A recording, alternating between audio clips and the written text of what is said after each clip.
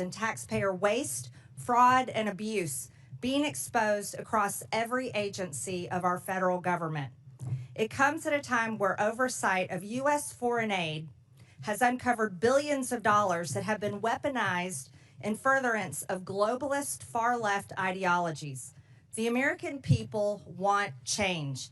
The American people voted for change. The American people have spoken that they no longer wish to be enslaved by the bureaucracy's agenda of undermining U.S. interest abroad.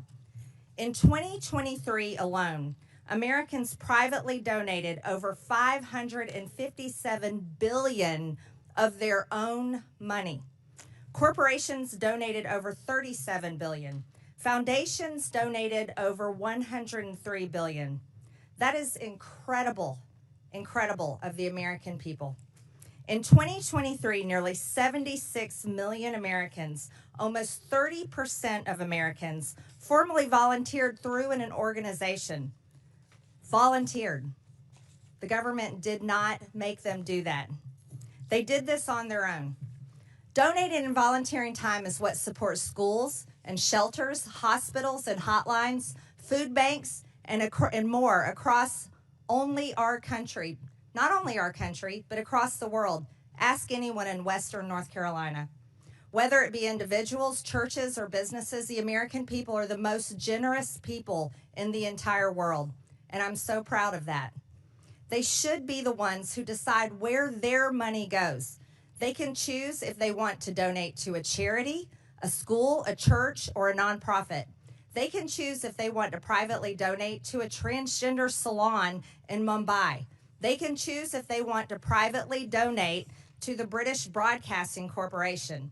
They can choose if they want to privately donate to the Wuhan Institute of Virology through EcoHealth Alliance, or to electric vehicles in Vietnam, or to changing the national census in Bangladesh to be more gender inclusive. That is something they should be able to choose. That is something they should never be forced to do by our government. The Democrat-run USAID should not get to use our federal government, our U.S. taxpayer dollars, as their party piggy bank to push their radical agenda in countries that we have no business giving money to. 96% of all political contributions from USAID employees go to Democrat Party candidates or PACs. That's 96%. Not only is USAID giving $70,000 for a DEI musical in Ireland, or $50,000 for transgender opera in Colombia, or entrench their left-wing ideology across the globe, USAID has been transformed into an America Last foreign aid slush fund to prop up extremist groups, implement censorship campaigns, and interfere in foreign elections to force regime change around the world. That is the dark truth about USAID. That is the story the American people deserve to know. Not only was USAID never designed to be what it has morphed into, but these things should never have been funded in the first place. In fiscal year 2023, USAID dispersed roughly $44 billion of aid across 160 countries and regions around the world. During the 4 years of the Biden administration, 181 countries received approximately $240 billion in U.S. development aid, with Ukraine being the top recipient. Other top recipients include Ethiopia, Jordan, Israel, and Somalia. So after hundreds of billions of taxpayer dollars have been distributed throughout the world, has the world become safer? No. Has the world become more stable? No. Is the perception of the United States around the globe any better? No. But have some of the most anti-democratic principles like censorship and the canceling of elections been funded through USAID because of opposition to the ruling regimes? Yes.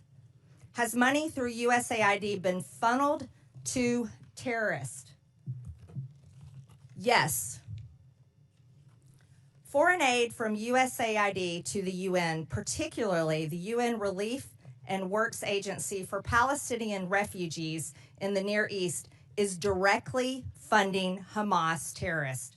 Humanitarian relief intended for the Afghan people was diverted to the Taliban.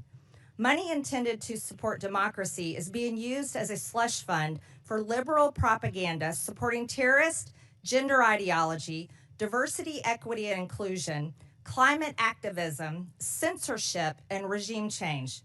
Do you think this is what the American people think of when they think of foreign aid?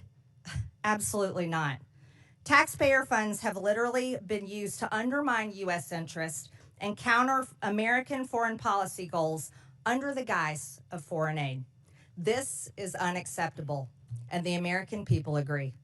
Thankfully, President Trump has taken action to address these issues. The election of President Trump was a clear mandate by the American people that they will no longer tolerate this.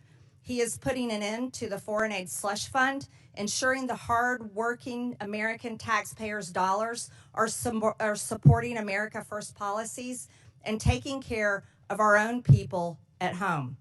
And we will do the same. With that, I now recognize Ranking Member Stansbury for the purpose of making an opening statement.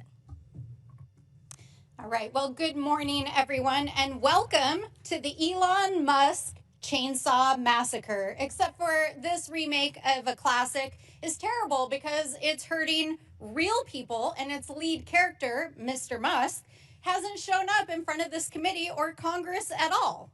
We also, of course, call this the Subcommittee on DOGE, or Project 2025, as we'll see here during the Q&A.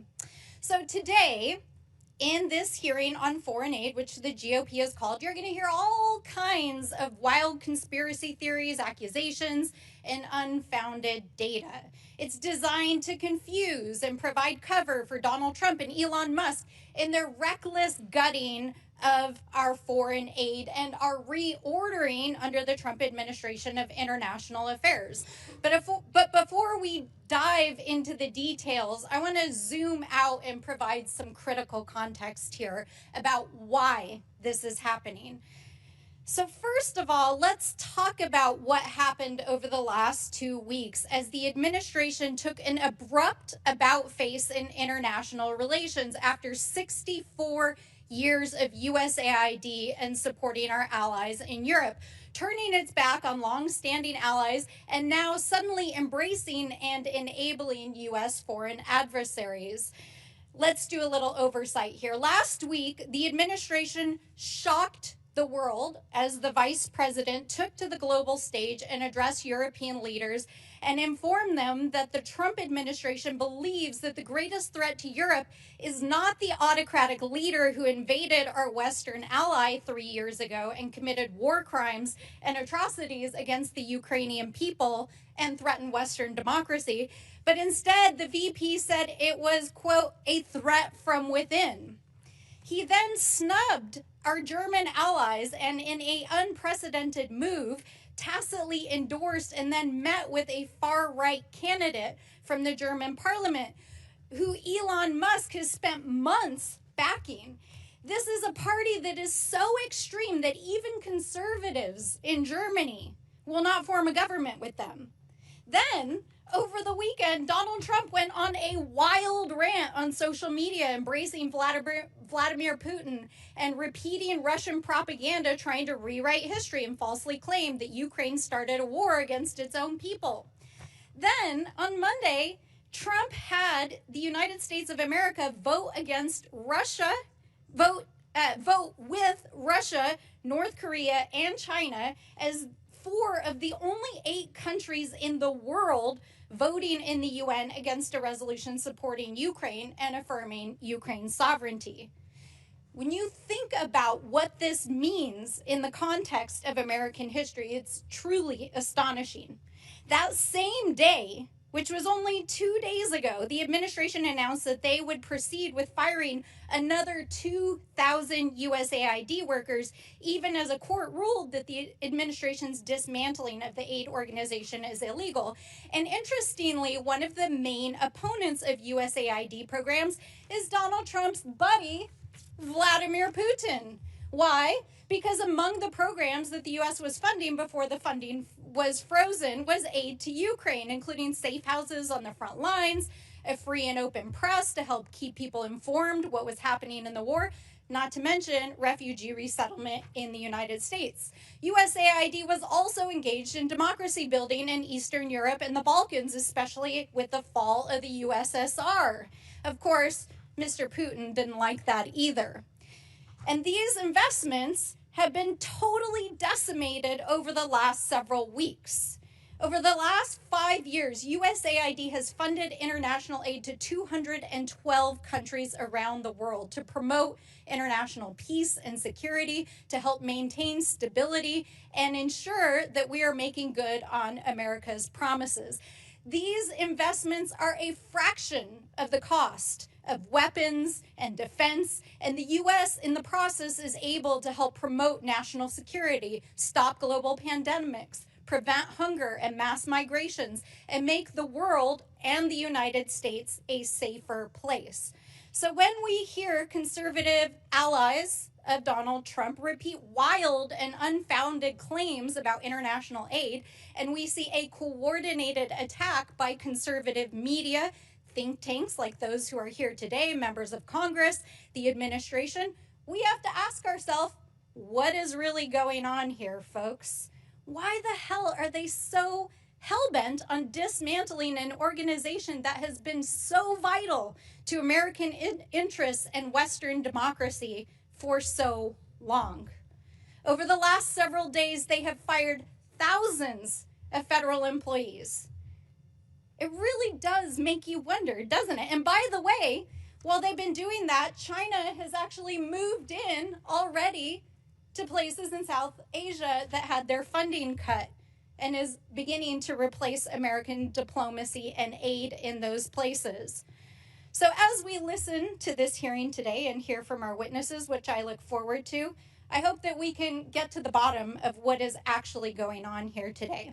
And with that, I look forward to hearing the testimony. January 24th, Secretary of State Marco Rubio gave an order that came with a waiver for emergency food assistance, which was broadened even further several days later for life-saving services. Secretary Rubio has stated very clearly, we have a blanket waiver, and anybody who tells you they don't understand it, let me repeat it in very simple words. If it saves lives, if it's emergency life-saving aid, food, medicine, whatever, they have a waiver. I don't know how much clearer we can be. And if we're not applying it, then maybe we're not a very good organization and maybe they shouldn't be getting any money at all. Additionally, in-kind food assistance purchased from U.S. farmers is continuing. I'm pleased to introduce our witnesses today. Max Primac is a senior research fellow at the Heritage Foundation's Margaret Thatcher Center for Freedom. He has more than 30 years of international work experience, including as acting chief operating officer at USAID and as a USAID contractor. From 2018 to 2019, he was an administration envoy to Iraq, overseeing a $400 million genocide recovery initiative to facilitate returns of Christians and other persecuted religious minorities. Greg Roman is the executive director of Middle East Forum. He is a frequent commentator about Middle East affairs on both national and international news channels and studied national security and political communications at American University and Interdisciplinary Center in Herzliya. Tyler O'Neill is senior editor at The Daily Signal and author of The Woktopus, The Dark Money Cabal Manipulating the Federal Government. He is a writer and commentator on federal policy and has appeared on both local and national news outlets. Finally, Noam Unger is the Director of Sustainable Development and Resilience Initiative at the Center for Strategic International Studies and a senior fellow with the Project on Prosperity and Development. He has served at both USAID and the U.S. Department of State. Again, I want to thank all of you for being here to testify today. Pursuant to Committee Rule 9G, the witnesses will please stand and raise their right hand. Do you solemnly swear or affirm that the testimony that you are about to give is the truth, the whole truth, and nothing but the truth, so help you God? Let the record show that the witnesses answered in the affirmative. Thank you. You may take a seat. We appreciate you being here today and look forward to your testimony. Let me remind the witnesses that we will have read your written statement and it will appear in full in the hearing record. Please limit your oral statement to 5 minutes. As a reminder, please press the button on the microphone in front of you so that it is on and the members can hear you. When you begin to speak, the light in front of you will turn green. After 4 minutes, the light will turn yellow. When the red light comes on, your 5 minutes have expired, and we would ask that you please wrap up. I now recognize Max Primac for his opening statement. Madam Chairman, thank you for this opportunity to testify before this very important subcommittee. The views I express here today are my own. Over the past few weeks, indeed, we have been treated to a daily litany of examples of waste, fraud, and abuse of taxpayer-funded foreign aid. USAID and the State Department used foreign aid as a global platform to push radical and even obscene ideas that have shocked and angered the American people. One cannot help but ask, was there anyone in the room raising their hand to say, this is not a good idea? This might cost us our bipartisan support in Congress. We might lose the trust of the American people. Yes, foreign aid should be a tool to advance our national security interests. In the past, it did. Today, it does not.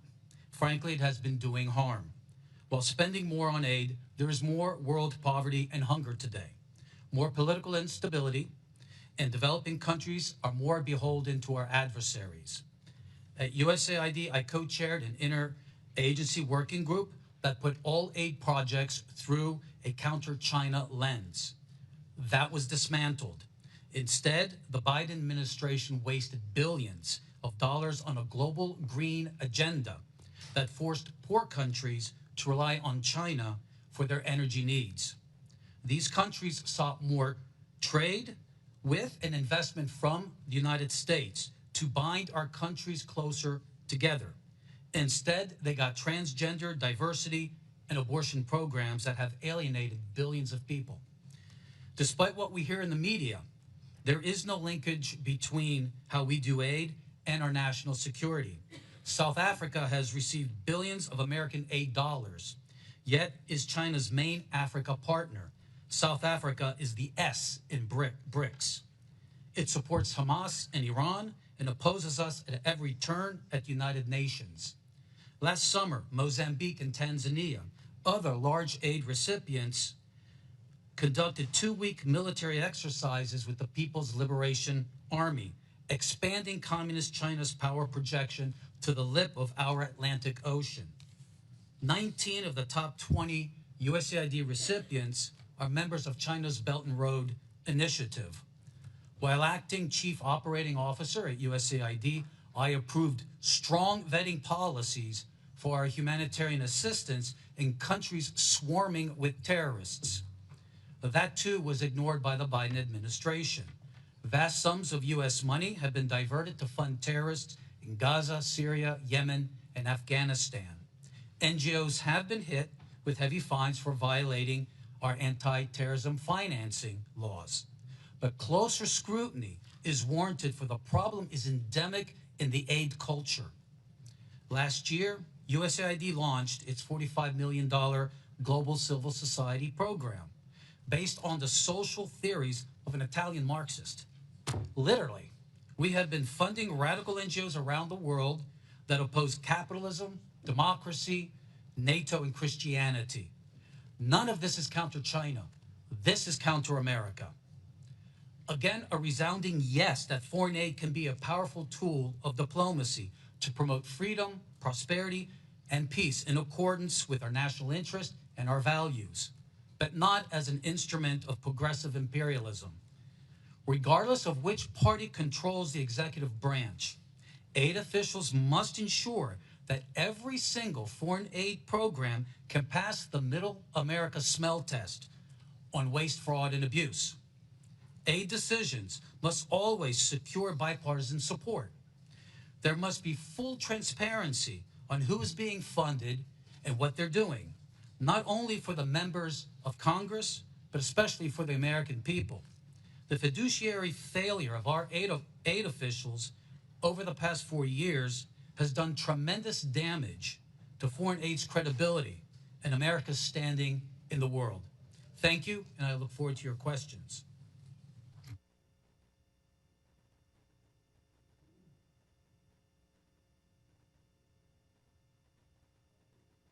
Thank you. I now recognize Greg Roman for his opening statement.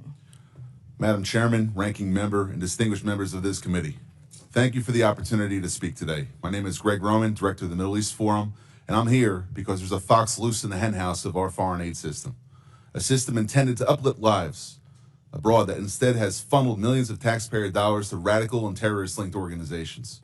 If we don't fix these fences now, we risk fueling violence against our allies, our troops, and potentially ourselves. Let me be clear. This is a problem that began under the Obama administration and was exacerbated under the Biden administration. It's a problem that has been brewing across both of these 12 years of governance by a bureaucracy so insulated it can't always tell teachers from terrorists. The result is moral confusion among grant officers who unwittingly, and in some cases, may intentionally bankroll extremist causes. At the Middle East Forum for the last 12 years, we've engaged in oversight over all public spending relating to foreign aid, specifically those relating to Middle East and Islamist causes. And we have identified over $122 million, which has ended up supporting radical organizations or even directly bankrolling organizations which are considered to be terrorists by the U.S. government. That's not pocket change, that's a jackpot for the wrong crowd. In terms of our specific findings, World Vision. Over the past 2 decades, this major evangelical NGO has received nearly $2 billion from USAID. But in 2014, World Vision facilitated a $125,000 grant to the Islamic Relief Agency, an entity linked to Al-Qaeda. Even after a whistleblower raised red flags, USAID rammed through the funding, pressured by World Vision, Sudanese warlords, and even U.S. officials who lobbied to delist the terror organization. Helping Hand Relief and Development. In 2023, only 2 years ago, it received a $78,000 grant from USAID, despite openly working with the terrorists who orchestrated the 2008 Mumbai massacre in India. Worse, the offer and grant came after the USAID Inspector General launched an investigation into a prior grant to the same group. The Jamal Trust Bank in Lebanon. USAID dollars helped pad the pockets of this financial institution, later designated by the U.S. Treasury Department as a terror sponsor for sponsoring Hezbollah. This was no mere oversight. It points to a broken system that handed cash to a future terror financing entity. Some graphical evidence. Behind me, you'll see the Bayadar and Unlimited Friends Association, 2 groups in Gaza. Members of the Gazan charity Bayadar cozy up to senior members of the Hamas Politburo, like Abdul Salam Haniyeh, the son of slaughtered Hamas leader Ismail Haniyeh, credited as one of the planners of the October 7th attacks on Israel, which kill Israelis and American citizens. Meanwhile, UFA officials have called for their lands to be cleansed from the so-called, quote, impurity of the Jews. You'll see behind me 4 images which don't just show members of Bayadar and UFA associating with members of Hamas, but also USAID officials, employees of the U.S. government, receiving awards because of their cooperation with these 2 Hamas-linked entities. You even have a Facebook post from a few years ago, which is the USAID office in Jerusalem celebrating their relationship with a Hamas entity. I can't find anything more disgusting. And as the ranking member said, we're looking for evidence. This is not a conspiracy. This is a U.S. government communication. Lastly, masking the money trail. Billions of dollars in USAID grants are lumped under miscellaneous foreign awardees, making it impossible for Congress, the media, or the public to track who's really getting the funds. According to public testimony in another hearing in this Congress, a portion of this money has ended up in the hands of Al-Qaeda affiliates in Syria. How does this happen? The oversight conducted by USAID is as weak as a house of cards in a windstorm, like handing out cash in a dark alley and hoping it doesn't buy trouble. USAID's vetting system is archaic, relying heavily on self-reported data with no real-time checks or teeth. Primary grantees are entrusted to vet their own subcontractors, even when those grantees themselves might sympathize with radical causes.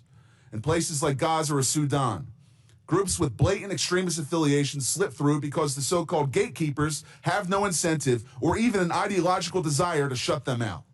This isn't a glitch. It's a feature of a broken system. And here's the kicker. It's a problem caused by bureaucrats now threatening American interests at home and abroad. It's not just about fraud, waste, and abuse.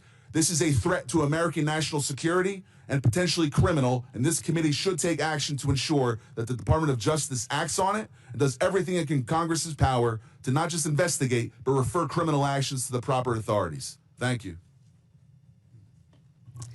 Thank you, Mr. Roman. I now recognize Tyler O'Neill for his opening statement. Chairwoman Green, members of the subcommittee, the last few weeks have featured revelation after revelation of how our tax dollars have been spent propping up radical left-wing causes across the world. Yet what struck me about the abuse of foreign aid has been the connections with leftist activists here at home. As a senior editor at the Daily Signal, I researched the left's dark money network, which propped up the influence campaign I expose in my book, The Woktopus. I found that leftist elites prop up NGOs that staffed and advised the Biden administration, pushing unpopular policies on the American people through the bureaucracy. In my remarks, I will present 3 examples of how the left's dark money network intersects with just one agency focused on foreign aid, the U.S. Agency for International Development. The views I will express in this testimony are my own. The left's dark money network features George Soros and his Open Society Foundations, the Tides Foundation, and the network of nonprofits established by Arabella Advisors. Right here. These groups, which you can see on this chart, funnel cash to DEI, transgender, and climate alarmist causes, divisive issues that the Biden administration prioritized over addressing the concrete needs of the American people. The left's dark money network has deep ties to USAID, which has rightly received renewed scrutiny under DOGE and after Elon Musk shined a light on it. While the Open Society Foundations has stated that it does not receive funds from USAID or direct USAID's spending, the Soros-founded nonprofit has a long history with USAID. In 2001, the Soros Foundations Network, which became Open Society, listed USAID among its donor partners. Open Society and USAID have jointly funded the Organized Crime and Corruption Reporting Project, a news outlet that attacked conservatives for, you guessed it, criticizing Soros. Open Society and USAID also jointly fund the East-West Management Institute. Among other things, the institute launched court changes in Albania that critics allege resulted in the prosecution of Albanian opposition leader Sali Berisha, silencing the opponent of the country's socialist prime minister. Open Society has hired at least 5 former USAID staff, including at least one high-level official who worked at USAID providing services amid political transitions in foreign countries. Former USAID Administrator Samantha Power met at least twice with Open Society leaders. USAID has directly funded a different organization in the left's dark money network, the Tides Center. The agency has awarded more than $27 million in grants to the center. You'll find the Tides Foundation right here. The Tides Center has funded many of the leftist groups that influence the Biden administration, and it also operates its own in-house nonprofit called Palestine Legal, which represents anti-Israel rioters in court and gives them legal advice. Former USAID staff have also gone on to work for Arabella Advisors, which is a for-profit company that set up pass-through nonprofits. These groups allow donors to support specific projects without being associated with these projects. One of the nonprofits, New Venture Fund, set up a secretive group called Governing for Impact. Even though Governing for Impact had existed for barely 2 years and did not appear in a Google search at the time, its leaders met with and advised top staff in the Biden administration, executive-level bureaucrats who oversaw the vast federal bureaucracy. Leaders of the Rockefeller Foundation, another funder in the left's dark money network, previously held roles at USAID, including the former administrator, who now serves as the foundation's president. Other USAID staff have gone on to work at the nonprofits that staffed and advised the Biden administration, including the Center for American Progress, the Human Rights Campaign, and the American Civil Liberties Union. Personnel is policy, and these connections between the left's influence campaign on the Biden administration and USAID reveal how woke elites have captured the enterprise of foreign aid. Thank you. Thank you. I now recognize myself for 5 minutes of questions, and I will inform this committee and the public watching that pardon? Oh, sorry. I'm sorry, Mr. Unger. Apologize. I didn't mean to skip over you. I now recognize Mr. Unger for 5 minutes. Madam Chair, Ranking Member Stansberry, distinguished members of the subcommittee, I am honored to share my views with you. They are my own and not those of my current or former employers. I have served at USAID and the State Department in multiple roles and in non-governmental positions focused on U.S. foreign aid reform and global development. My government service took place during the administrations of Presidents George W. Bush, Barack Obama, and Donald Trump. Every U.S. administration since World War II has wanted to shape foreign aid in line with its goals, but strangling the system into extinction is akin to unilaterally disarming at a time of mounting geopolitical competition for partnerships globally. Throwing away our toolbox does not make us safer or well-positioned to influence the world. Our set of foreign aid tools reflects enlightened self-interest. With it, the U.S. countered communism and enhanced the education, farming productivity, and health of people around the world while also saving lives. Our international AIDS and malaria programs have collectively saved more than 35 million lives over the past couple decades. U.S. assistance has also built partnerships and economic growth, so much so that 11 of America's 15 biggest trading partners were former recipients of U.S. foreign assistance. We are now in a period of renewed geostrategic competition. China has been vying with the U.S. for partnerships across the global south, inking deals where it can. China can and will fill soft power voids left by the U.S. Other potential threats to our security are also connected to developing countries and fragile states. From the potential resurgence of ISIS in the Middle East to the spreading influence of Islamist militants and Russian mercenaries across the Sahel. On the eastern edge of Europe, Russian aggression may continue to grow unchecked, and in Colombia, the strife from neighboring Venezuela is spilling over to yield the worst violence in a generation. With that backdrop, the administration has abruptly and collectively disabled U.S. tools of foreign assistance. The White House has said it is cutting programs that do not benefit Americans. But their approach is dismantling many programs that help Americans, thereby cutting off our nose to spite our face. This is evident in many ways. First, the government has purchased more than $2 billion in food aid annually from American farmers, and American farms supply more than 40% of the food aid USAID sends around the world. But with the foreign aid freeze and stop work order, rice, wheat, and soybeans are going to waste in transit and in ports. In Houston alone, hundreds of tons of American-grown wheat have been stranded. The recklessness of the current approach is evident in health efforts, too. We need our foreign aid to prevent outbreaks of infectious diseases from spreading before reaching our shores. But U.S.-funded early detection and treatment for deadly diseases like Ebola have sputtered to a standstill. Even where very few waivers have been issued for some life-saving assistance, reports from implementers indicate that few, if any, programs have actually resumed due to payment systems not functioning and USAID staff layoffs. It is also counterproductive to eviscerate programs focused on other transnational concerns, ranging from conflict and corruption to migration and the trafficking of people and drugs.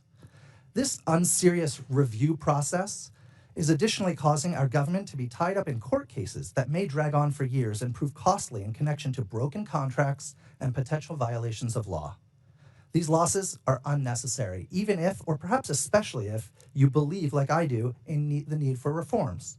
It is critically important to be able to differentiate between waste and congressionally appropriated projects that may reflect different policy priorities. Waste is the food rotting in ports. It's the purchased medicines that cannot be distributed. It is the cutting of programs and firing of people that then in turn prevents this administration from being able to meet its own foreign policy goals. Going forward, government will need an oversight approach to programming that includes the following. 1, a congressional notification and review process so committees can pause or halt projects. 2, implementing partners should undergo audits and submit detailed plans and quarterly expenditure reports.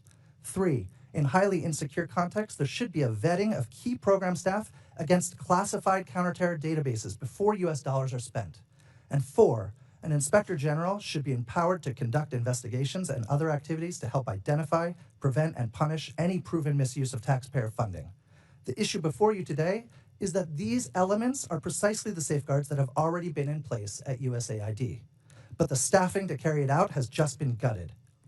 By destroying this system of oversight, the administration has done more damage to effective programming than any specific project failures critics of foreign aid may choose to highlight.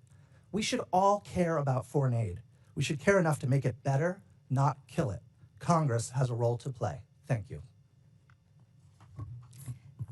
Thank you, witnesses, for your testimony. Again, Mr. Unger, I apologize. We can also confirm the World Program posted that the recent pause concerning in-kind food assistance to WFP has been rescinded. This allows for resumption of food purchases and deliveries. Madam Chair? USAID. Madam Chair, are we going member to member, or do you get to make a speech in between each witness? If you're going to offer evidence or you're testimony, you're not you should recognized. be in the clock. You're not recognized. It's Sure my am. time. Sure am. I now recognize myself for 5 minutes of questions. And this committee, based on this hearing and witness testimonies, will consider recommending investigations and criminal referrals. When Joe Biden was president, his son Hunter was on the board of a Ukrainian energy company called Burisma. The prosecutor general of Ukraine at the time, Viktor Shokin, was investigating Burisma for corruption. Biden threatened, and is on video, to withhold $1 billion of USAID grant to Ukraine if Shokin wasn't fired. Mr. Primac, is USAID supposed to be used as leverage by a president to protect his son? No, we call that corruption. Mr. Primac, in your estimation, roughly what percentage of USAID funding is doled out to bad actors or to efforts that don't have the best interests of Americans in mind? I think what troubles me most is learning, I believe last year, following the hard work of the House Foreign Affairs Committee and Senator Joni Ernst, that USAID has been paying out over 50% to overhead charges. The Office of Inspector General of USAID criticized the agency for not knowing the overhead charges being handed out to all of these actors for $142 billion of disbursements. That is extremely troubling. Yes. Mr. Primac, Samantha Power, Biden's USAID administrator, openly spoke about her agency's efforts to promote democracy around the world. In your estimation, Mr. Primac, is that what she was doing? If not, what was USAID doing during the Biden administration? Let me cite the Holy Father, Pope Francis, who accused USAID and other donors of promoting ideological colonization, pushing a radical ideology onto the developing world that is anti-family and anti-life. It has been asserted that USAID spent tens of millions of American taxpayer dollars to promote propaganda in Brazil in the lead up to the Bolsonaro-Lula election in 2022. It has been claimed that this funding was used to pass censorship laws and silence Bolsonaro's online presence, and even bar him from running for office in the future. Mr. Primac, can you offer any insight into these allegations, or at least comment on whether the U.S. should play a role in toppling democratic processes around the world? I think what we saw was USAID weaponized by the Biden administration and by Samantha Power to attack any party that was conservative. It just didn't happen in Brazil. It also happened, for instance, in very pro-America, Poland and Hungary as well. One of the most extensive examples of regime change operations fueled by USAID is that of their role in the Syrian civil war aimed at toppling Bashar al-Assad. Reports from DD Geopolitics and other sources estimate that USAID funneled over $15 billion into Syria over a decade, covertly funding opposition groups, mercenaries, and anti-government networks under the cover of humanitarian aid. This included support for militant factions and propaganda efforts, often in collaboration with the National Endowment for Democracy. The operation culminated in Assad's overthrow in 2024 by Western-backed groups, with USAID's financial trails documented in congressional budget reports and criticized by Syrian officials as interference masks as assistance. Mr. Roman, do these kinds of activities carried out by an American agency make Americans safer at home, or do they risk embroiling us in more deadly and costly foreign conflicts? When the agency is doing it according to the way in which represents American national security interests, it's correct. But when it's abused for political purposes, ideological umbrage, and sponsoring Islamism, which is inherently anti-American, it is the worst exhaustion of American taxpayer money that can be thought of, especially when it leads to the loss and danger to American lives. In 2014, during the Euromaidan uprising in Ukraine, which led to the ousting of President Viktor Yanukovych, USAID is estimated to have spent billions of dollars on civil society initiatives that were allegedly designed to destabilize the pro-Russian government. USAID specifically funded NGOs and media outlets that amplified the anti-Yanukovych sentiment in an effort to align Ukraine more closely with the West. We also know that 9 out of 10 of Ukraine's major media outlets receive funding from USAID. Mr. Roman, should Americans' tax dollars be funding propaganda? When it's pro-American propaganda, yes. But if it's supporting another regime which is inherently anti-American, no, it should have no involvement with that, which is the pattern we've seen under the Biden and Obama administrations. Thank you. I now recognize the ranking member for 5 minutes. All right. Well, thank you, everyone, and good morning. I appreciate that this committee is going to shed some light on what's going on at USAID, but I do really wish that our friend with his golden chainsaw would drop on by, because you know what, Mr. Musk, we really would like to know what you're up to. And so far, our friends across the aisle have shielded you from appearing in front of Congress. So come on down, bring your chainsaw. We'll be happy to host you. Let's dive into some of our questions with the witnesses here. Mr. Primac, I appreciate your federal service. Thank you for serving as a Fed. I hope that you do not share some of the same sentiments we've heard here in Congress over the last several days, that our federal workers are somehow enemies of the state, but in fact are selfless, dedicated individuals who serve our federal government and dedicate their life to this work. And I understand that you were the author of the USAID chapter, Project 2025. Is that correct? Yes, that is correct. And I was intrigued to read it last night because there was a number of things that I agreed with, both in your testimony and in the chapter. In fact, some of the things that I agreed about are that U.S. foreign aid is a powerful tool, that it should align with national security interests, that we should not be empowering foreign adversaries. And I, too, am also deeply concerned about autocratic regimes like our adversaries in China, who are aggressively investing in soft power at the expense of the United States. And I also agree strongly with all the witnesses that we need reforms to our foreign aid, that we need more oversight, vetting, auditing, and inspection of what is going on. However, and I recognize that, Mr. Primac, you didn't really touch on this in your oral testimony here today. I was surprised that in Project 2025 and some of your other statements, that one of the primary areas that you really have disagreed with the foreign aid that has happened under other administrations is in the areas specifically of climate change, LGBTQ rights issues, and promoting diversity and DEI. Is that correct? Yes. Yes.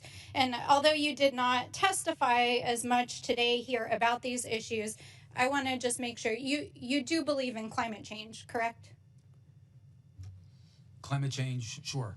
Yes. Climate changes all the time. I'm a big reader of history. Yes. And you can see throughout the millennia. Absolutely. And you understand that right now our allies in the Pacific who are on the front lines in pushing back against Chinese authoritarianism are requesting climate assistance from the United States because they are facing some of the most extreme impacts of climate change, correct? According to USAID Just document, a yes or no, sir. You there's been a understand drop that of about our 99% Pacific allies, right? of people killed by climate change. 99% drop. Sir, the It's not question is, radicalism, do it's good you infrastructure. understand that our Pacific allies, who we have defense agreements and compacts with, are asking the United States for climate assistance as for the exchange to provide a place for the United States, for example, to push back against Chinese authoritarianism? You understand that, correct? Yes, under Trump, Yes. we were Okay, helping so those that is islands. why we are involved in providing financial assistance and foreign aid around climate change, in addition to the fact that it is a global threat. Now, I understand that you also, and I'm not even going to use the language here because I very much disagree with it, but I just want to ask, you agree that LGBTQ people exist and have human rights, right? Absolutely, we were doing that under Trump 1. And you also agree that our governments and our institutions should look like and reflect the people that they represent, especially overseas? It's part of being able to actually engage with foreign governments, correct?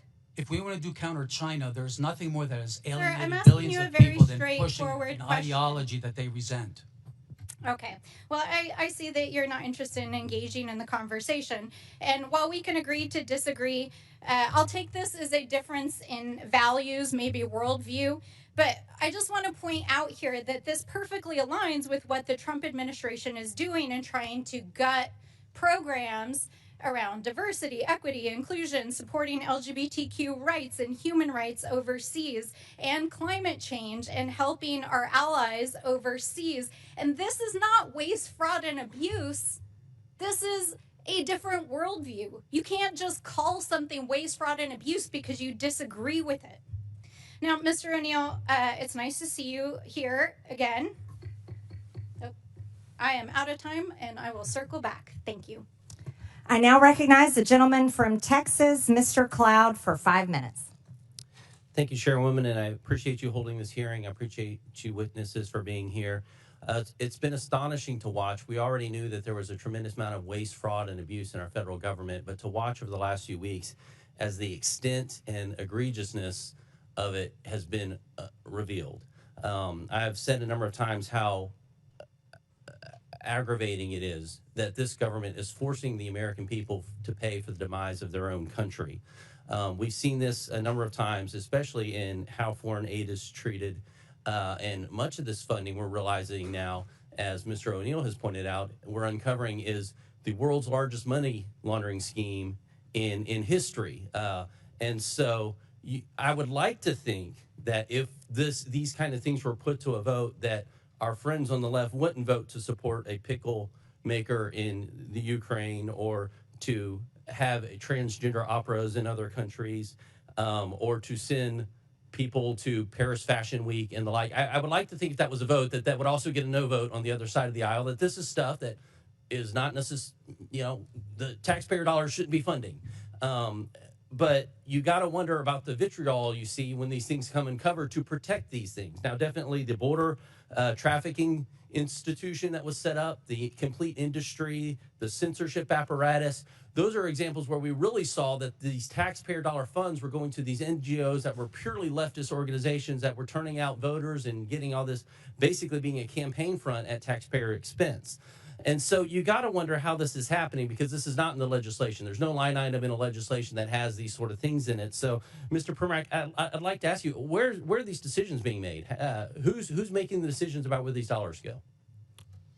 This is a combination of cooperation between the Congress and the White House. I can tell you that during my tenure at USAID, everything that we did had strong bipartisan support. Unfortunately, when President Biden came in... But it's someone in an agency somewhere, is that right, making the decision? How's that decision made? Who's making that decision? Like, that is before the check goes out, who's pushing the button that says, send this check? It starts with the administrator, goes down to the bureau level and the office level. But in the end, contract officers have to make sure at the Office of Acquisition Procurement that these are following U.S. laws and the policies of the president. Contract officers. Now, are these people elected? We hear a lot about elected officials making these, certain decisions. There's no one at USAID that is elected. So, yeah, so the people sending the money are not elected officials. Okay, just wanted to clarify that. One of the issues we've had is trying to track this dollars once it goes out to bring accountability to it. And there is no connection that we've been able to find to an employee ID number, for example, connected to where the grant money is going out or the contract money is going out. We're working on legislation to fix that. But one of the things that's really disturbing is the fact that some of the money that's going out doesn't even have a name of where it's going out. You talked about that, Mr. Roman. Could you speak to that for a second? It's to the tune of billions of dollars. Correct. Right. Miscellaneous foreign awardees. The issue with it is that while the individual grantees have to apply for a vetting process that USAID conducts in terms of a government review, including with counterterrorism databases, there's a self-certification process by their sub-grantees. It's as if though you hire a contractor in your house to redo your living room, and he hires a bunch of robbers to take everything out, and you're left with the spades on the wall rather than having a fully renovated room itself. And so some of these dollars have been going to support terrorist organizations. Right. And taxpayer dollars going to support. Now, what would happen if we found a business that was funneling money to the Taliban? They would be indicted. They would be charged, go before trial, and go to jail for a 20-year sentence for money laundering or for material support for terrorism. So this is one of those cases where it's only legal if the government's doing it? Right. In the opening chairman's remarks, she was saying that this is about fraud, waste, and abuse, and if it was anyone else, it's as if though a private citizen can't do this, but if a U.S. government agency or bureaucrat wants to give money to a terror organization, it's okay. Yeah, I find that atrocious. I think the American people do too. Mr. Primac, I want to touch on one thing because I've talked to ambassadors across the world, and you hear this. We'd like to align ourselves with the United States. We don't want to align ourselves with China, but when we're talking to China, they're talking roads, bridges, infrastructure, those kind of things. Things we traditionally know as soft power. But right now, when they're talking to the United States, what they've gotten from our State Department over the last few years is social reengineering. Many of them have come to say, our nation espouses Judeo-Christian values. They don't. And even as I talk to pastors across our country who are working to send millions into missionaries, their eyes in Christian universities to understand the fact that our State Department is actually sending billions to counteract those ideals. Could you speak to that? You can quickly answer, and we have to move on. I've spoken to many foreign African officials, for example. When they're meeting with Mr. Blinken, they were ready to talk counter-genocide. Instead, they got to social reengineering. I now recognize the gentleman from Massachusetts, Mr. Lynch, for 5 minutes. Thank you, Madam Chair. First of all, I want to thank the witnesses for helping the committee with its work. I've been here a while, so I was here actually when President George W. Bush was confronted with wars in both Iraq and Afghanistan. And in the midst of that, members of this committee, I was in the lead because I was chair of the National Security Subcommittee. We went to Iraq and Afghanistan, and we vetted some of the billions of dollars that the president spent over there. Some of it was wisely spent in the best interest of protecting our sons and daughters in uniform. Others purely wasted that I think fell into the hands of our enemies. I think that has been true of every administration that had tried as they might to strengthen America's national security by investments abroad. I do want to say that what troubles me greatly is that now we have a cessation of all foreign aid, and just take Ukraine for example. I know it's been $174 billion in aid from the U.S. to Ukraine. It's important to note that $174 billion, most of it was spent here in the United States, and paying defense workers and defense contractors and putting Americans to work. 90% of that on the defense side. And then when you look at the grain shipments that we have made, not only to Ukraine but to others, because obviously their agricultural systems are inoperable right now, those are American farmers. And Madam Chair, I would like to ask for unanimous consent just to submit this article from the Associated Press entitled "The USAID Shutdown is Upending the Livelihoods of Farmers and Other Americans." Without objection. Thank you, Madam Chair. So, and what also troubles me is that now we have a president saying that Ukraine started the war. And Mr. Ullman, you're a really smart guy. You're up on this stuff. You pay attention. Do you seriously believe that that Zelensky invaded Russia? Okay. No, sir. Okay. I'm just happy to hear say that. I expected that, but look, members on this committee, some are new, so some weren't there, but we all sat in classified briefings for months where our defense and intelligence personnel would brief us and say, okay, this week Vladimir Putin is moving his armored divisions from Vladivostok in eastern Russia 4,000 miles and positioning them in front of the Ukraine border, anticipating an invasion. And then, you know, afterwards, after the invasion, actually 2020, I think it was, Putin took credit, said, I ordered the special operation against Ukraine. And yet, you know, we have a president saying the opposite. He's saying that Ukraine invaded Russia. They started the war. And it's just, you know, to restate Mr. Primac's question, was there one Republican in the room that raised their hand and said, no, Mr. President, that is a lie. That is false. I didn't hear anything. Not one of my colleagues corrected the president and stood up to him and said, no, Mr. President. No, Mr. President. It was Russia. It was Russia that started that war. They invaded Ukraine. And it's right for the U.S. to stand with Ukraine and their people. I didn't hear any of that. That's what troubles me.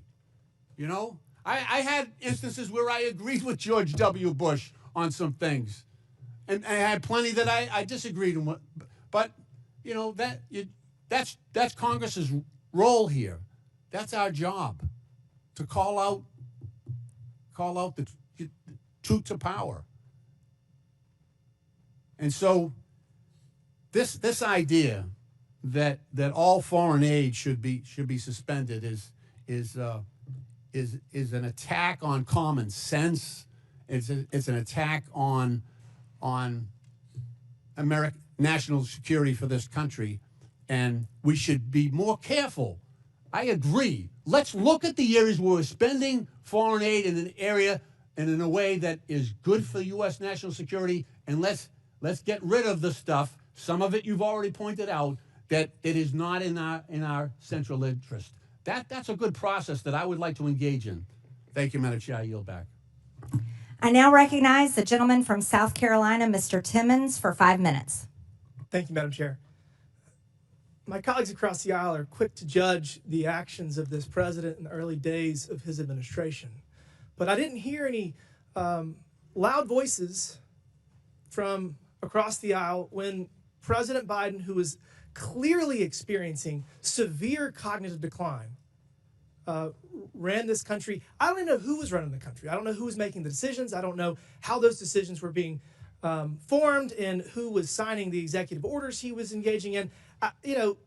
So it's just very rich that I'm hearing all of these concerns about President Trump's efforts to negotiate peace in Ukraine and the manner in which he's going about it. And I hate it, but I think I have to set the record straight, because President Trump and his team went to Munich to the security conference just weeks ago, and they were engaged in diplomacy. They were trying to create an opportunity for the United States to have a financial and economic interest in the future of Ukraine, and that was through a minerals deal. The U.S. has a strategic interest in having a long-term supply chain for rare earth minerals, and so President Trump said, we can get on board with this. Let's do this. It might not be the NATO membership that they want, but it's a close second.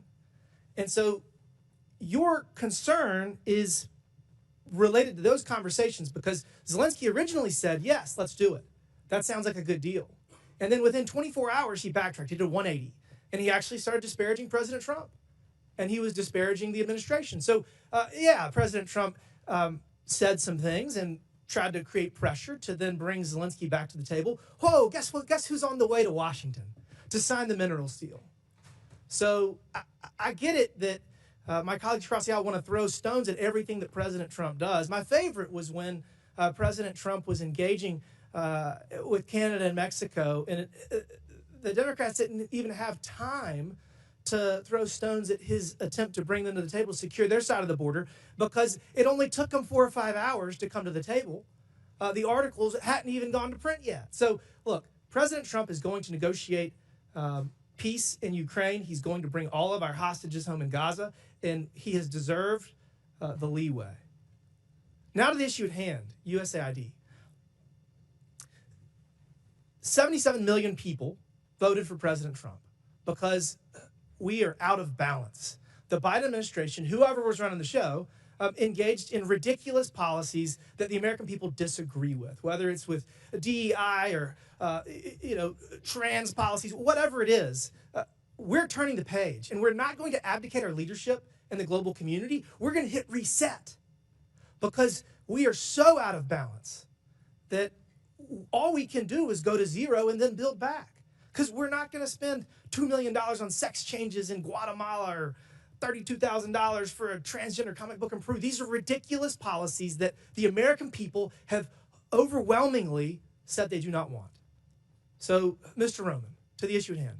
How do we make sure when we get our foreign aid back running that we don't give money to terrorists? That's a great question. So there's 4 recommendations that I would offer. The first is no more miscellaneous listings, as we had heard from the gentleman before. We have to use public vetting processes that require complete transparency, encourage independent audits, and mandate strict screening. Why did we not have transparency before? I have, for the last 18 months, been trying to get information about a grant made to what we believe is a Hamas affiliate, and the Freedom of Information Act Department, or the Freedom of Information Officer at USAID, has stonewalled me for the last year and a half. And this goes back all the way to 2015. It's as if bureaucrats think they know better. Bureaucrats think they know better. Guess what? We're going to create transparency across all of government. And that is what President Trump is doing through Elon Musk. Elon Musk has been asked by the president to serve. And he is going to bring transparency, not just to USAID, to every single nook and cranny of the government, because that is what the American people want. And it's 2025. We have the ability to do that. Mr. Roman, continue. What else can we do to make sure? I'll go quick. I know we're limited. Stronger accountability mechanisms, clawback provisions, stiff penalties for misuse, criminal investigations if you go towards the terrorism financing. The State Department, under Secretary Rubio's review, must have a roadmap for better oversight. And lastly, the legislature must give teeth to its funding bills. We have to be able to have robust penalties, transparency mandates, and real-time oversight tools rather than waiting 3 years to get reports from contractors when they've already committed the violation past the statute of limitations. I'm out of time. We all know sunlight is the best disinfectant, and that's the path forward. With that, Madam Chair, I yield back. Thank you. A member of the public audience made an obscene gesture. It was caught on camera to a member of Congress. I would like to remind everyone in the hearing room to follow the rules of decorum. Capitol Police will now remove the offender, and I expect members of the audience to maintain decorum. We'll take a pause for a brief moment.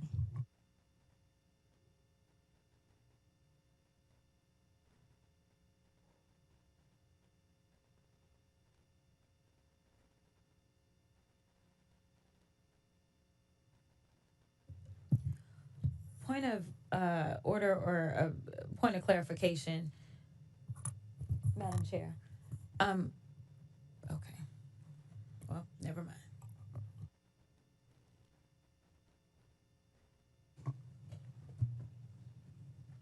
Do you have a parliamentary inquiry? No, Okay. I'm okay now. Okay. I now recognize the gentleman from California, Mr. Garcia, for 5 minutes. Okay, well, thank you to our ranking member, our chairwoman, and I want to thank our witnesses for also for being here today. Thank you all for joining us.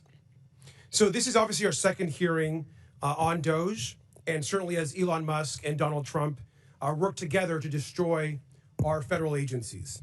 Now, a lot has happened in just the last few weeks since DOGE has been off rating the federal agencies that we care so much about. We know that FAA staff have been fired, making our airspace less safe. Veterans Affairs staff have been fired, risking services for our vets. Food safety and health staff have been fired as we face a bird flu pandemic. And all of our agencies have been thrown into chaos by Elon Musk's emails demanding, of course, that federal workers respond to what they're doing in the last week, which he's now had to, of course, retract. Now, we're here today to discuss Elon's attack on foreign aid, which has been severe. And I want to also bring, again, this is a pic of co-president Elon Musk, who, of course, is leading DOGE. And I brought this pic, of course, to our last hearing. And I know some folks were upset by it. But just to be clear, we know that Elon Musk is dangerous, he's incompetent, he's chaotic, and he's killing programs that we rely on. We know that he's helping to push through massive cuts to Medicaid that could rip healthcare away from millions. He's pushing tax cuts that will benefit him and his billionaire friends. And he is causing real harm to federal workers. Now, some of Mr. Musk's most damaging actions have actually been towards USAID, which we're discussing today. Over 14,000 adults and 1,500 infants have now been estimated to have possibly died because of the Trump administration's attack on AIDS treatment programs that are actually ongoing, as we know.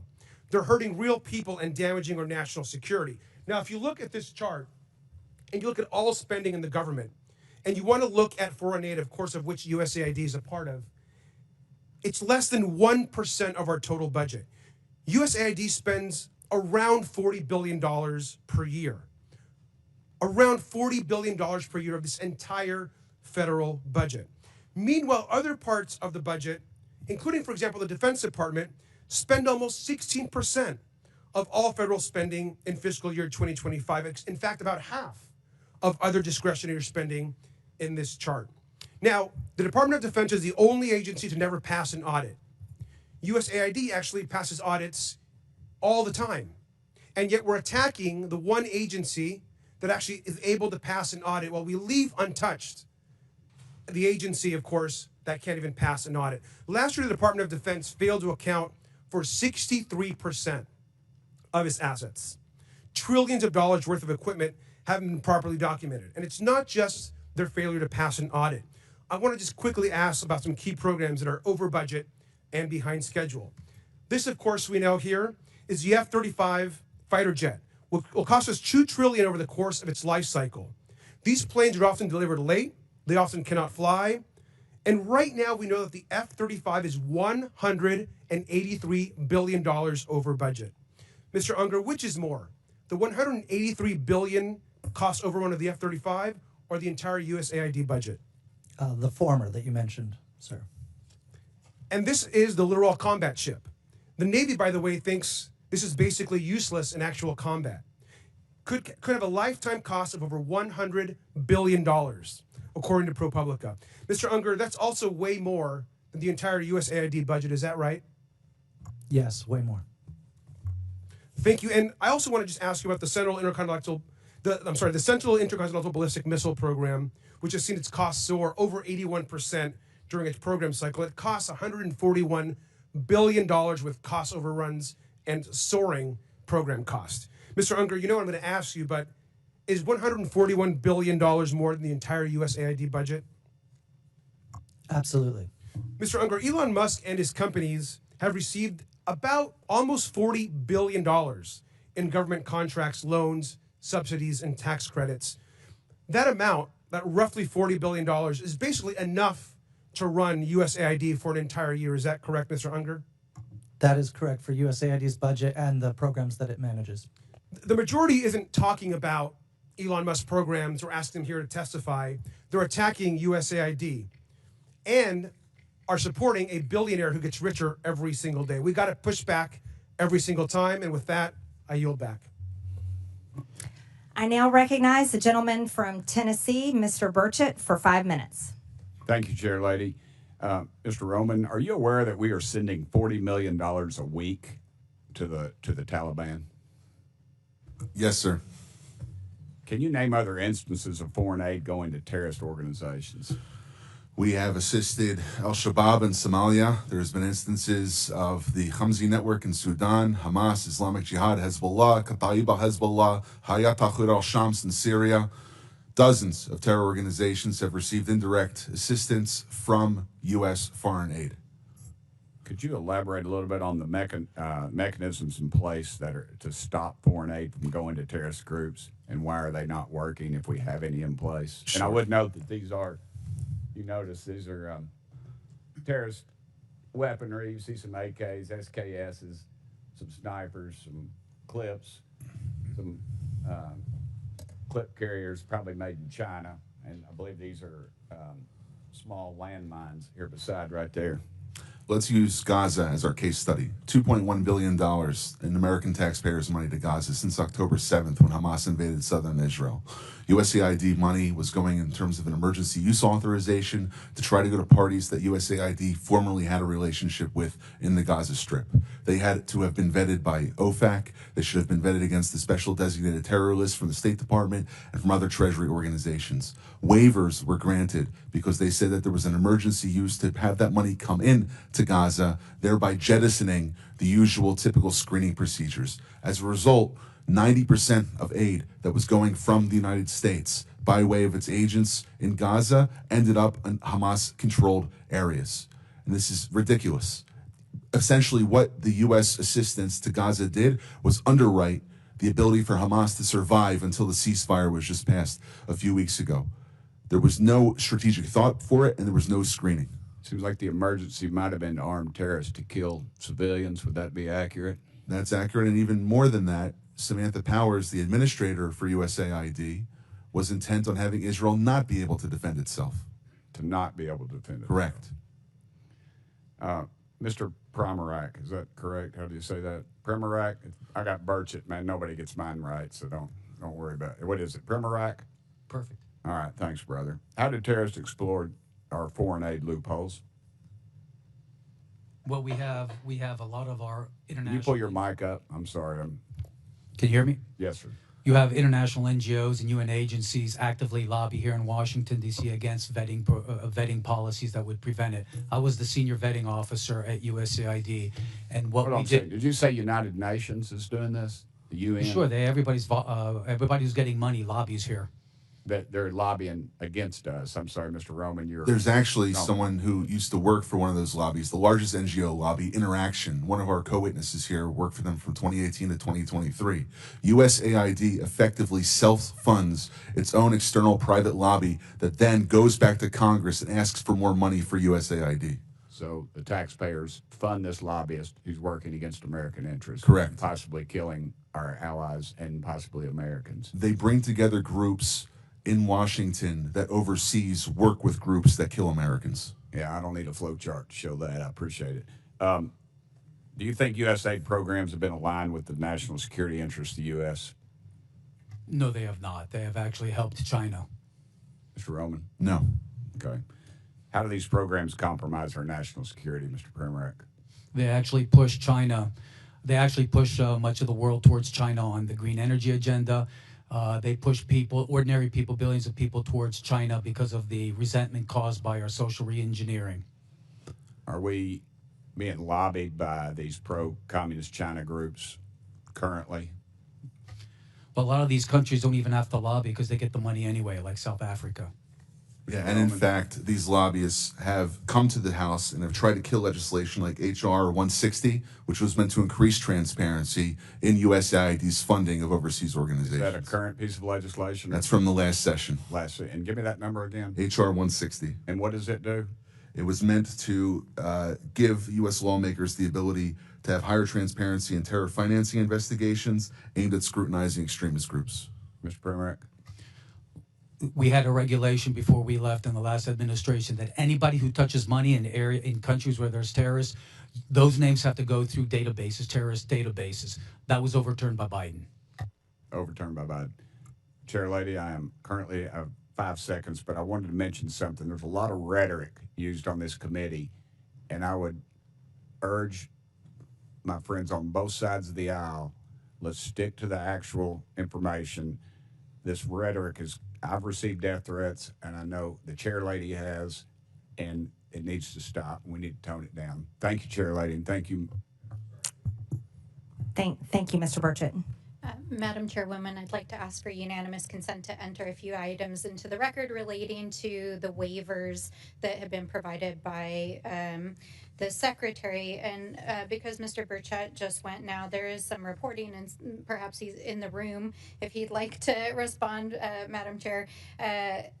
In this reporting, it says that Representative Burchett told a reporter that he has a real problem with a report that 2 DOGE employees blocked PEPFAR funding that should have been granted a waiver by the Secretary, and said that if it was a mistake, they should have been fired. We also have numerous reports here that these waivers may exist, but they are not being enforced. And there are thousands of federal aid workers across the world right now that are stranded, as well as international aid that is sitting in ports and docks. If you have the documentation without objection. I'm not sure if my name was besmirched. If I'm allowed to respond or not, it's fine either way. No, it's just a report. Okay, I just, but anybody that works for the president that goes against what he says, he has a right to fire them. So thank you. Absolutely. I now recognize the gentleman from Texas, Mr. Kassar, for 5 minutes. I'm going to do something that I've never done in a congressional hearing before, and that is plead for help from the American people, plead for help from my Republican colleagues on something that we actually all agree on, because lives are at stake right now. I'm going to start by describing the facts on the ground. Millions of people are at risk of dying of starvation in areas of the world where Democrats and Republicans have already agreed and committed to feeding them with American-grown food for humanitarian reasons and for global stability.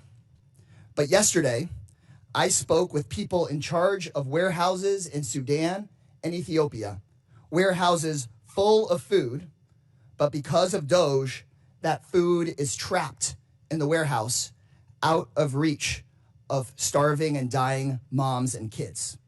In those 2 countries alone, 150,000 children and moms are at risk of dying this month if that food is not delivered from the warehouse to them right up the road. Everyone agrees that's not supposed to happen. Republicans voted for this food, and Democrats voted for this food to get out. Secretary of State Marco Rubio says the food should go out as part of his life-saving waiver. DOGE Chairwoman Marjorie Taylor Greene started this hearing by saying that life-saving food programs should still be running. We have paid for the food, and we have shipped it, and it is sitting trapped in the warehouse because DOGE is blocking the payments needed to get the food out to the people who need it. So here's what that means. It means that kids are dying, and more will die tomorrow, of severe acute malnutrition.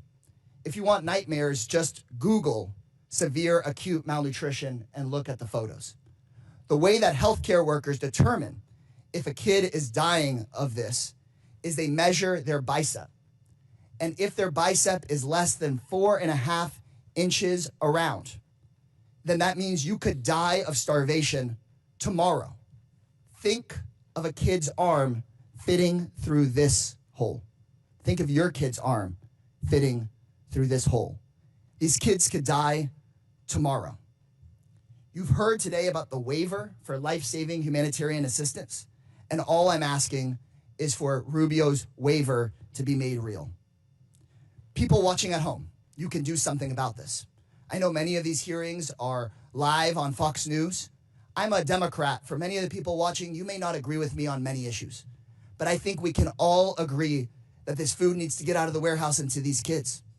I've gotten phone calls from conservative friends, people of faith that moved to Africa to live out their faith of I was naked and you clothed me, I was hungry and you fed me, and they agree that this food should be given out.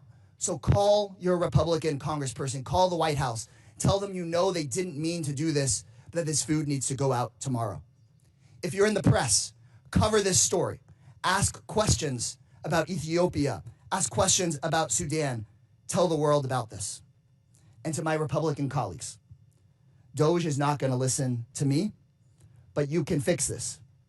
Pick up the phone, make a phone call. Y'all could save lives today. Send an email. Please, put politics aside, get the food out of the warehouse, save these kids' lives. You can save these kids' lives. With that, I yield back. The gentleman yields without objection, and I'm entering for the record a post from the World Food Program that states we can confirm that the recent pause concerning in-kind food assistance to WFP purchased from U.S. farmers with Title II funds has been rescinded. This allows for the resumption of food purchases and deliveries under existing USAID agreements. It also enables WFP to continue working with our NGO partners who play a vital role in distributing emergency food assistance to people affected by war, floods, droughts, and other disasters around the world. WFP continues to work closely with the U.S. counterparts and all our donors to ensure consistent, uninterrupted emergency food assistance to hunger hotspots that span Sudan, South Sudan, Gaza, Haiti, and other crisis areas. I now recognize the gentleman, where's my list? Now recognize the gentleman from Missouri, Mr. Burleson, for 5 minutes. Thank you, Madam Chairwoman, and good morning to our witnesses. I want to talk a little bit about the difference between real charity and fake charity or phony charity. Real charity is an individual seeing a need, feeling the love in their heart, the compassion for their fellow man, digging money out of their own pocket and giving it to the people in need. Government charity, fake charity, is taking from somebody else and giving it to whoever you think that you want to give it to. Let's call this USAID program for what it actually is. It is a disgraceful betrayal of the American taxpayer. It's all under the guise of being charity, but for years, the Democrats have turned USAID into their personal slush fund, funneling billions of our hard-earned tax dollars into a cesspool of left-wing propaganda, all masquerading under the guise of charitable aid. And what did we get for it? Not stronger allies, not safer borders, and hardly a dime's worth for the American interest. No, we got absurdity for it.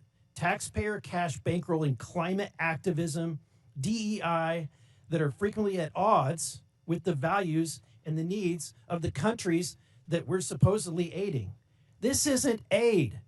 It's a shakedown of our taxpayers, courtesy of the left-wing bureaucracy working with dark money networks that Mr. O'Neill described so eloquently earlier. Now, I have a question for Mr. Roman. As DOGE has recently brought to the forefront, USAID has often used American tax dollars to push leftist ideology abroad. One of these areas is exporting radical renewable energy agenda, which I believe is not only not in the best interest of the U.S., but it's also detrimental to the very countries that the aid is supposed to be helping, subsidized by anti-competitive energy policy. Can you touch on the impact that this policy has? Without being a meteorologist or climatologist or a geologist, I can't necessarily speak about energy, but I can speak more largely about the sponsorship of agendas which are anathema to American interests abroad. Specifically in the report that we published about 3 weeks ago, we were finding that there were special interests who would come to USAID contract officers, they would make recommendations, and it was basically the granting like a political commissar in the Soviet Union would do to his favorite unit rather than looking at what was actually good for the United States. Thank you. Mr. Primac, it was once quoted by Samantha Power. She declared that USAID is a climate agency.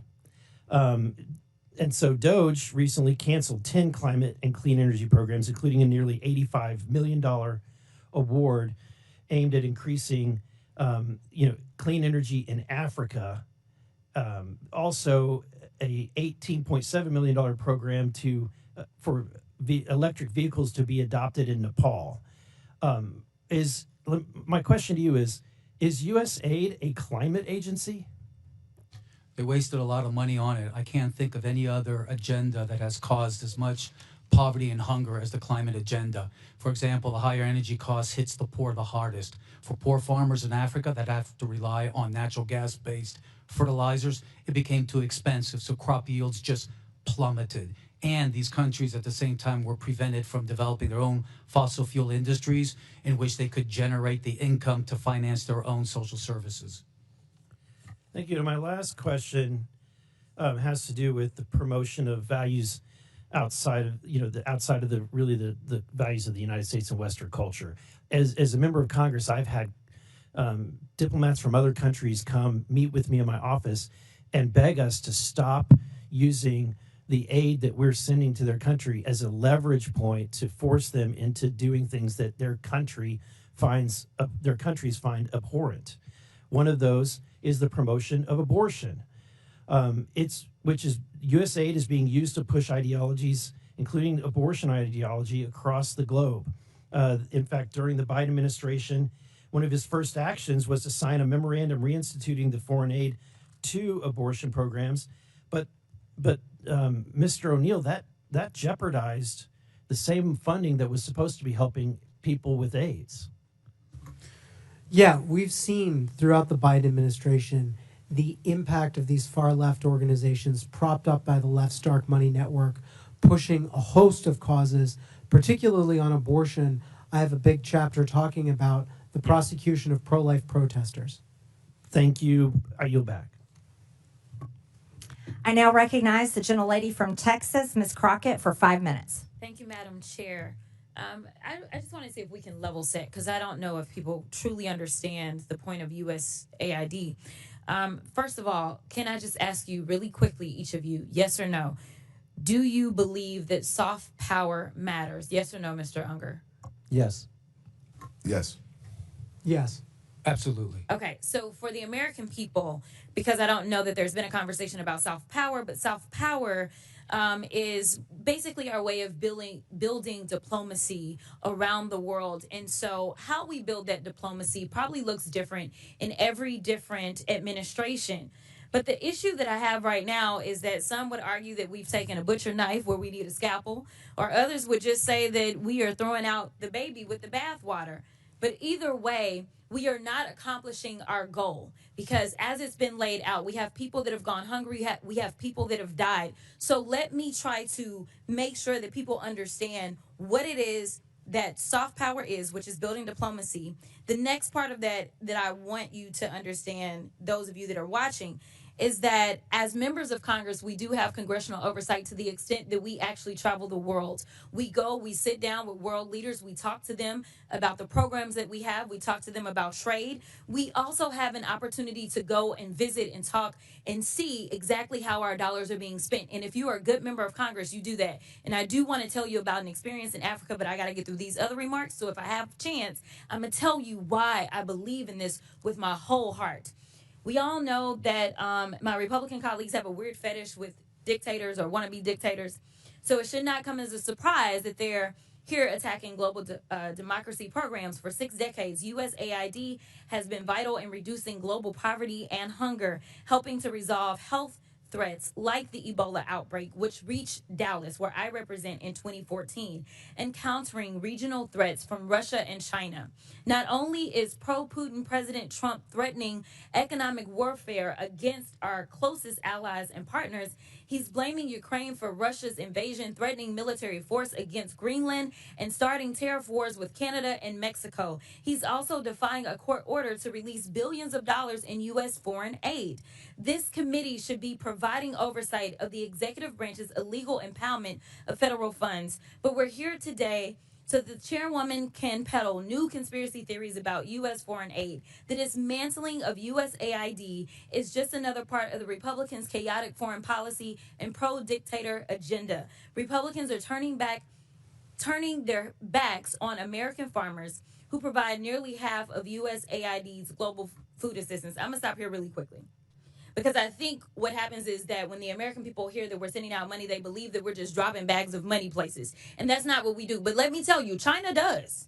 China does. Because I've sat down and I've talked to people, and one of the reasons that we are behind China is because they have argued that there is no red tape. And China is like gangsters. Like, think about the biggest, baddest guy offering you money when you want it, like a loan shark, right? And then when they come back to get their money, they want your firstborn, your secondborn, and everybody else. That is who China is. But a lot of people that are desperate for money, they go for that because in America, we're going to say, no. We're going to take care of our farmers. We're going to make sure that our farmers are the ones that are giving you the food. We're going to make sure that if you want arms, those arms are going to come from us. So I want people to understand we don't just go with black bags and drop off bags of money like that. It's not that simple.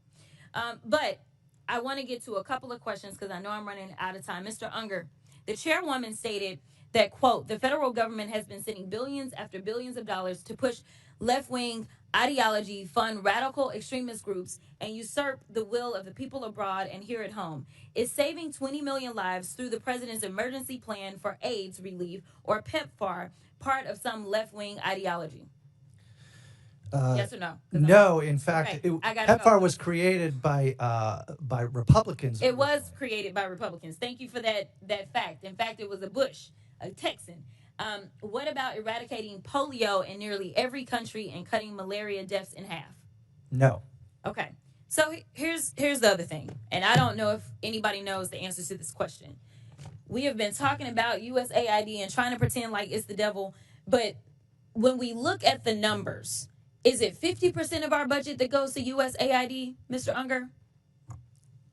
Yes or no? The money that goes to AID is less than 1 cent if all of the federal budget is $1. Thank you. It is less than 1% of our budget. So we are focusing on less than 1% instead of the other 99%. I need the American people to wake up and recognize and start asking questions about these other areas, such as the gentlelady's time has expired. I now recognize the gentleman from Georgia, Mr. Jack, for 5 minutes. Chairwoman, I wanted to ask for unanimous consent to enter an article into the record from this morning. It is an article from the Washington Post this morning titled, Judge Orders Trump Administration to Pay Millions in USAID Funds that the UN World Food Program is owed more than $820 million in funds, from just this morning. Without objection, so ordered. Mr. Jack? Well, thank you, Madam Chairwoman, and I want to commend you for holding hearings, trying to ensure that the taxpayer dollars is held accountable. Our last hearing, I just want to note for the record, we discussed the $2.7 trillion over the last 20 years that has been distributed through improper payments and wasted, taxpayer dollars wasted over the last 20 years, $2.7 trillion. And one of the things I want to talk about today are some of the general waste, fraud, and abuse we've seen within the USAID program. So if I could start with Mr. Primac, what was USAID's original mission and mandate, and how has the agency strayed from those initial priorities from your perspective? It was started in the 1960s to combat Soviet imperialism, communist imperialism, and it did a good job. It responded to a lot of natural disasters, did a good job, helped to integrate former Warsaw Pact countries as allies of the United States, did a good job during the Clinton administration, but especially afterwards in the Obama administration, and it went full scale under the Biden administration, started pushing a social reengineering agenda. And if I can speak to that for a moment, what would you say are the main deficiencies in USAID's vetting and oversight process that has led to this waste, fraud, and abuse? It's an aid industrial complex that refuses to have accountability and oversight. And Mr. Roman, if I could ask you just to expand upon that. Sure. I'll give you an example of the Together Project in civic space. Islamist organizations which work with designated terror organizations in different Middle Eastern countries and territories came under attack by our organization, the Middle East Forum, back in 2017. They put together a lobby which acted as an umbrella to go to Congress to say, ignore that organization that's exposing public data about money going to radical organizations. They're so-called, quote-unquote, Islamophobic.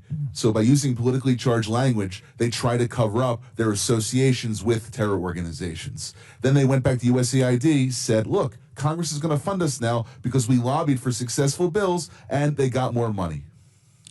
And what steps would you say, Mr. Roman, are needed to be taken to ensure grant recipients follow the rules and cooperate with the policies in place? I think there's a gap in vetting and enforcement, allowing funds to move both directly and indirectly to extremist-linked groups. You have to have a pipeline where all the money that's coming out of U.S. government coffers is traceable exactly to which organization and subgrantee it goes to. And then once, if you have $1 touch one individual, that individual or that organization has to report back to be compared against U.S. vetting databases before a check is cut to them. And if I could ask the same question to you, Mr. Primac, what are some steps we could take to ensure the grant recipients don't evade some of the requirements needed? I think we need to have a consolidated website where every single award and sub-award is on there, where not only members of Congress can look at it, but the American people who fund this can go through it. And that's the kind of transparency and accountability that's going to force folks to be careful what they do. And if I can just ask, we'll go back to Mr. Roman. I really appreciated that example. With what time I have left, could you offer any other examples of mechanisms by which entities evaded transparency requirements, something that we all talk about, and we've all seen the egregious spending across the board that's been illuminated by many members of this committee over the last 2 weeks. But when it comes to evading some of these requirements, I want to speak directly to that and enter that into the record to the extent you could share. There's a bifurcation of the problem. One is the organizations which are abusing U.S. taxpayer dollars, but the second is the bureaucrats who are allowing them to get away with it. Sometimes because they're not looking and being blind to the issue. Other times because they're intentionally pursuing an ideological agenda that Congress didn't appropriate or authorize. You have to direct funding to have individuals that are getting money to be able to authorize that money, and the reports on the grants that they make after the funding period is over should also be publicly available rather than just how much money was spent. In addition to that, there is many other individuals and partnerships that go beyond USAID. For instance, foundations supporting extremists, persistent lapses in sanctions enforcement, and also potential violations of U.S. criminal statutes. The report that we put out suggests that funding streams may have contravened laws prohibiting material support to terrorism, sanctions violations, fraud, and false statements, both by the grantees and some of the grantors. Well, I appreciate the testimony from both of y'all today and for all witnesses for appearing before the committee. Ultimately, I think what the chairwoman's been trying to do through these hearings is try to ensure that American taxpayer dollars are protected and used to the betterment of American citizens and our interests here in our country, and they're not wasted. And if I could just spend, Madam Chairwoman, the last 20 seconds of my my questioning today noting that we in our committee should have a decorum. And the other side, after our last committee hearing, which should have been a bipartisan issue, talking about waste, fraud, and abuse within government programs going out the door, shortly after that hearing, one of our committee members called for real weapons to be brought to this political debate. And I think that's atrocious. I think that's egregious. And I would just like to note, I will reclaim my time, but I'd just like to note, Madam Chairwoman, that I think you're not recognized, Ms. Stansbury. You're not recognized. And you're spreading lies. You're not recognized, Ms. Stansbury. So I will just close by saying we should have more decorum in this and expect it, especially from the American taxpayers who are paying our salaries to be here. Thank you. Thank you. And I do want to agree with that. There was a member of this committee that went on CNN and said it's time for actual weapons to be used. That is documented. It's on video, and we will not tolerate that type of language and calls for violence on this committee. I now recognize the gentleman from Texas, Mr. Gill, for 5 minutes. Thank you, Madam Chairwoman, and thank you so much for holding this hearing today. We've heard throughout this hearing a bit more of the same shrill calumny against President Trump and Elon Musk that we've been hearing for months now. But I am happy that a few of our colleagues did concede that we need more oversight and auditing of our foreign aid. I'd like to remind them that every time Republicans try to do that and audit where government money is going, they try to stonewall us. So I hope that they will get on board with protecting the American taxpayer. I think as it relates to foreign aid, to the extent that we do engage in foreign aid, it of course should advance American strategic geopolitical interests, our commercial interests, and of course should help ameliorate major humanitarian crises. But it ought to be rooted in realism, which is a recognition that we have strategic interests abroad that we ought to advance. And it ought to be rooted in a rational conception of the way the world actually is, and not the way some leftist secular bureaucrat at USAID believes the world should be. I think that forcing transgenderism and novel sexual fetishes on more traditional cultures does not advance American interests. It alienates the United States on the world stage. We've also seen USAID money going to oppose many of our allies abroad. Madam Chair gave a few examples, and I'll give a few more here. We've seen USAID money funding efforts to influence elections in India against Prime Minister Modi. We've seen our ally Hungarian Prime Minister Viktor Orban accusing USAID of funding left-wing media outlets that are opposing him. We've seen USAID give $12.5 million just last year to the American Near East Refugee Agency, whose staff openly called for violence against Jews. The refugee agency also funded projects of the Unlimited Friends Association, which is a proxy organization for Hamas. This is not advancing our strategic interests abroad, and these are not promoting American values. Mr. Unger, I've got a couple questions for you. You've mentioned USAID as representing American ideas in action. Is that right? Yes. Do you believe that spending over $3 million for being LGBTQ in the Caribbean is a reflection of American ideas in action? I believe that the programs that are focused on global health, just yes or no is fine. Yes or no will the programs that in global health and food security and economic growth are absolutely I'm not. in the interest. I'm talking about being LGBTQ in the Caribbean. Is that a reflection of American values? Yes or no? I believe the programs that you're referring to are a reflection of I'll human take rights. that as a yes. What about spending $70,000 for the production of a DEI musical in Ireland? Is that a reflection of American ideas in action? Yes or no?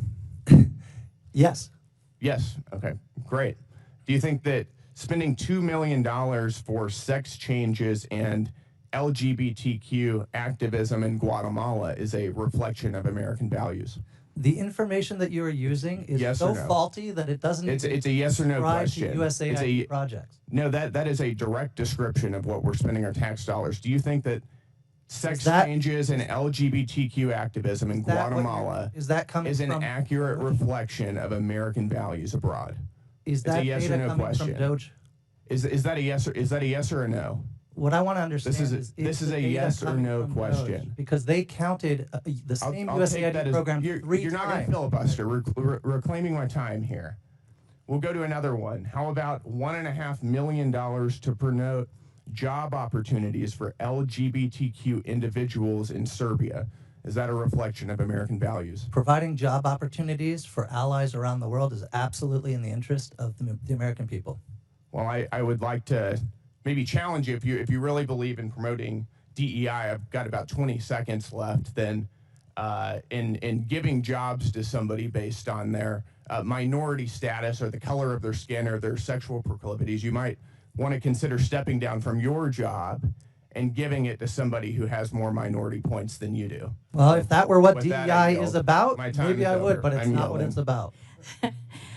I now recognize the gentleman from Texas, Mr. Fallon, for 5 minutes. Thank you, Madam Chair, and my colleague from Texas did a very good job.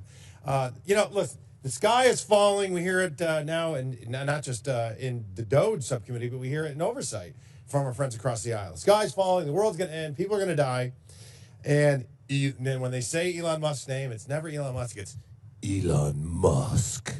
Reckless gutting of the federal workforce and this hyperbolic fear-mongering is brought to you by the American left, and why I ask, and so many others, these the DOGE committee Dems are using this, quite frankly, sloppy, lazy, wildly inaccurate, and really boring rhetoric, because this administration and this president is finally acting boldly, because so many administrations in the past haven't. They're acting boldly and courageously to ensure, wait for it, that the American taxpayers' dollars fund federal workers that work.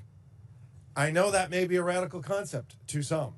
Now, let's set the record straight as well. Secretary Rubio has made it sure. He had issued a blanket waiver for any life-saving aid. I think it's $72 billion that we're spending. Is USAID the perfect vehicle for this aid? Of course not. We found that it isn't.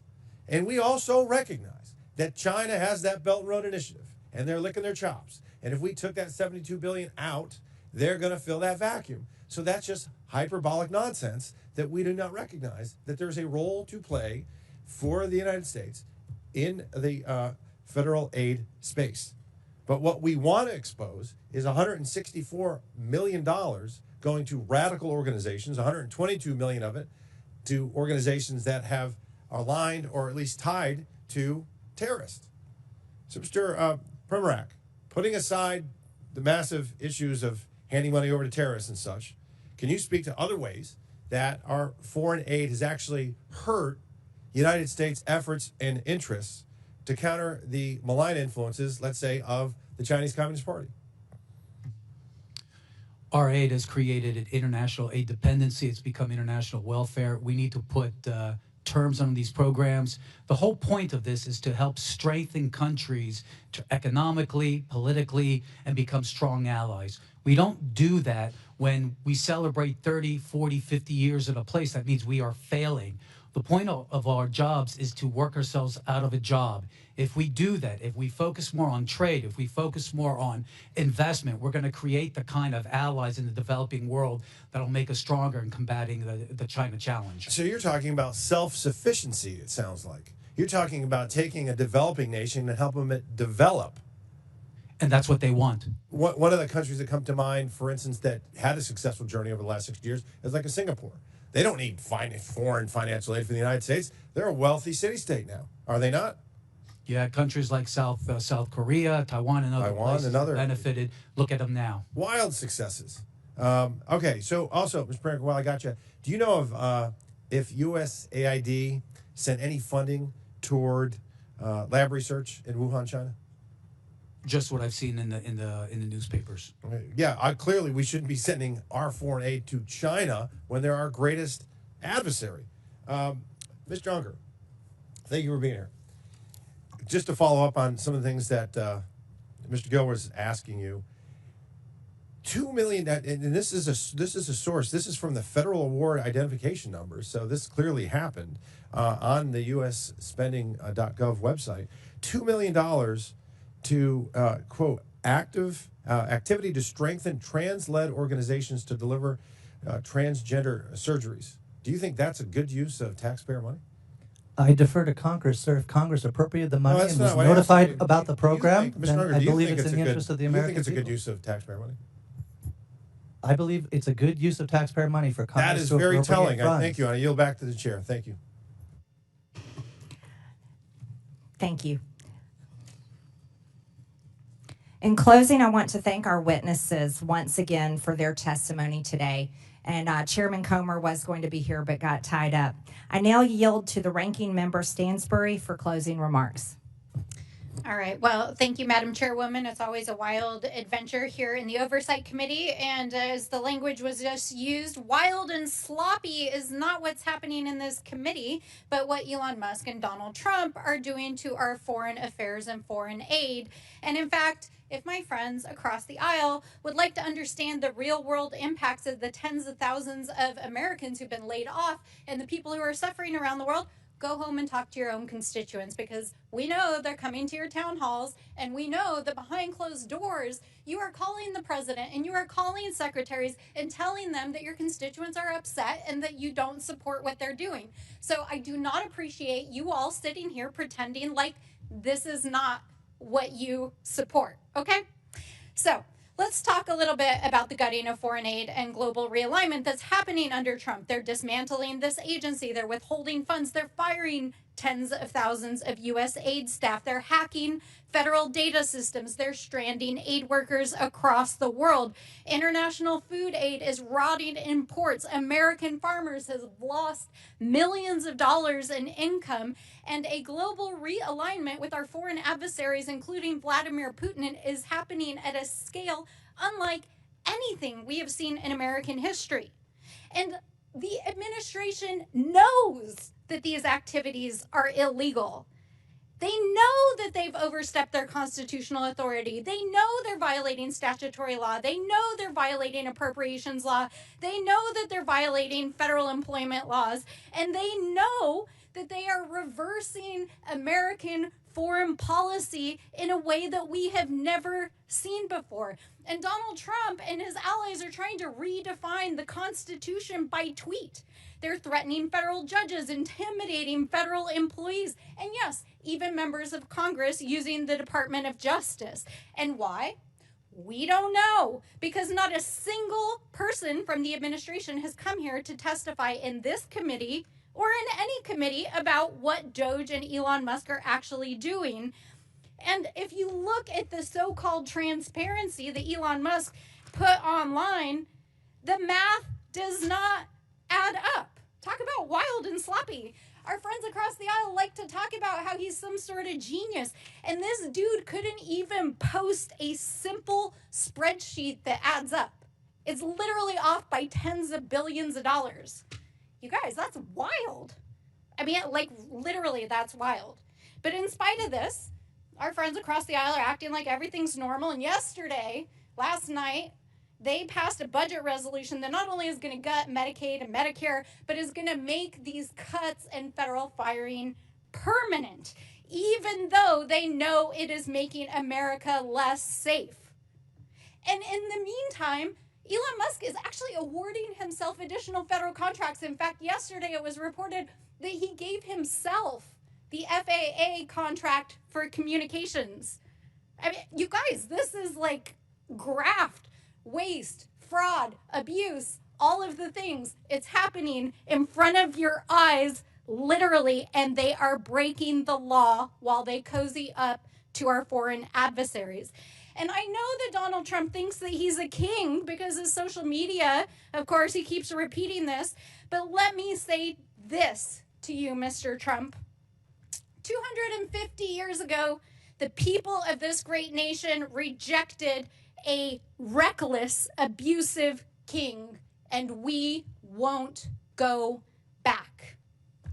And for the thousands of federal workers out there, the aid workers, the advocates, and the people around the world who are impacted by these reckless and heartless and harmful and disgusting cuts that are impacting people across the world, know that we see you, we stand with you, we are fighting for you, we are in the courts, we are in Congress, we are in our communities, and we will hold this administration accountable.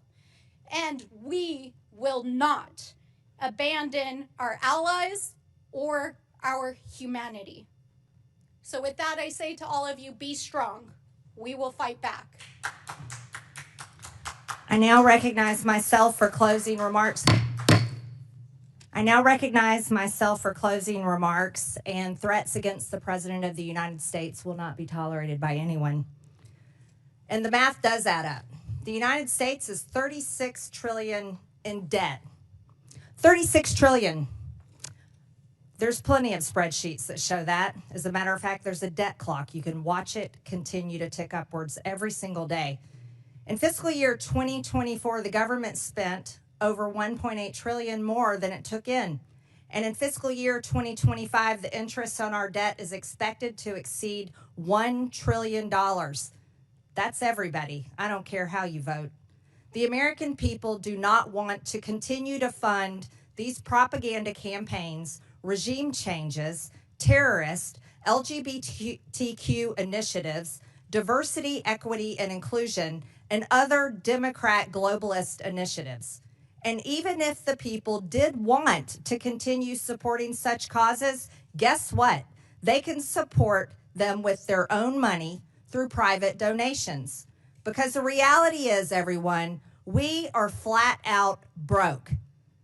If the U.S. government operated like any other private business, which it should, by the way, it would be completely bankrupt and it would be out of business.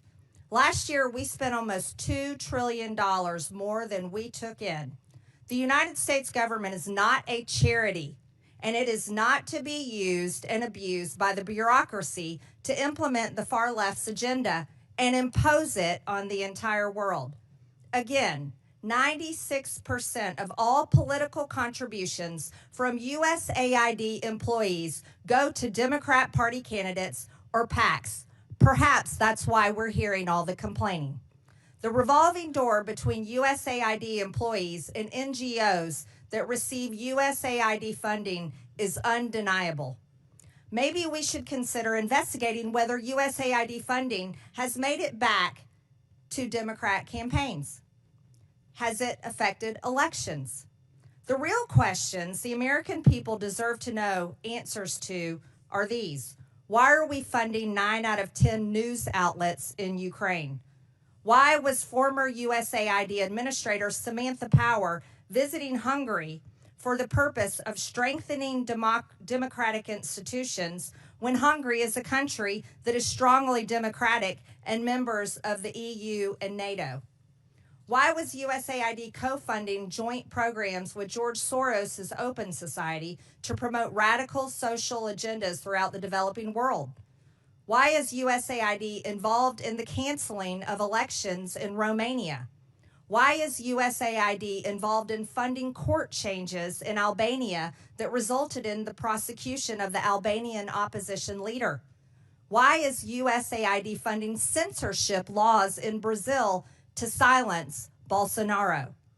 Why is USAID involved in funding the Syrian civil war? What we have learned here today is that USAID has been used as a tool by Democrats to brainwash the world with globalist propaganda to force regime changes around the world.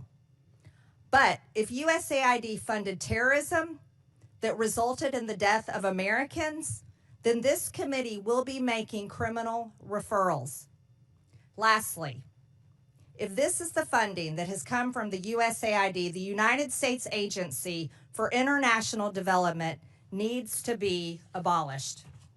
With that and without objection, all members have 5 legislative days within which to submit materials and additional written questions for the witnesses, which will be forwarded to the witnesses. If there is no further business without objection, the subcommittee stands adjourned.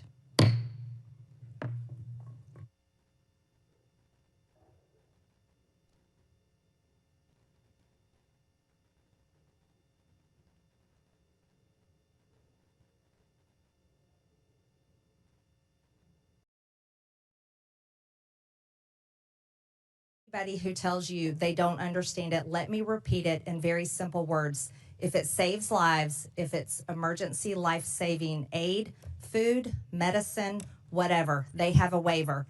I don't know how much clearer we can be. And if we're not applying it, then maybe we're not a very good organization and maybe they shouldn't be getting any money at all. Additionally, in-kind food assistance purchased from U.S. farmers is continuing. I'm pleased to introduce our witnesses today. Max Primac is a senior research fellow at the Heritage Foundation's Margaret Thatcher Center for Freedom.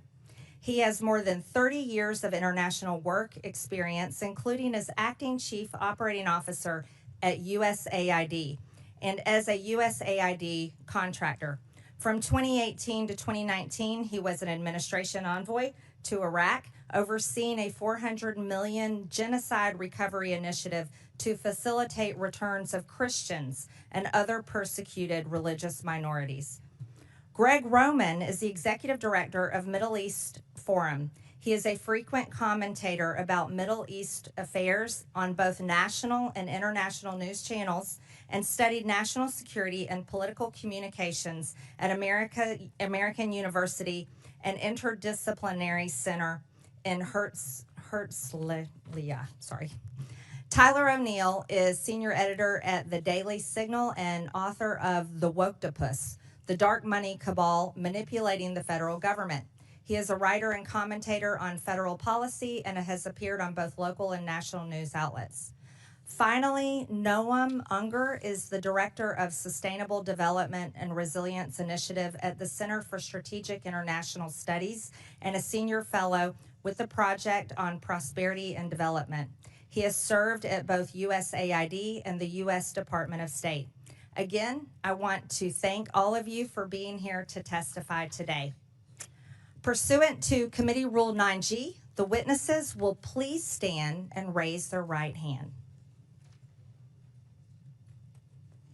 Do you solemnly swear or affirm that the testimony that you are about to give is the truth, the whole truth, and nothing but the truth, so help you God? Let the record show that the witnesses answered in the affirmative. Thank you. You may take a seat. We appreciate you being here today and look forward to your testimony.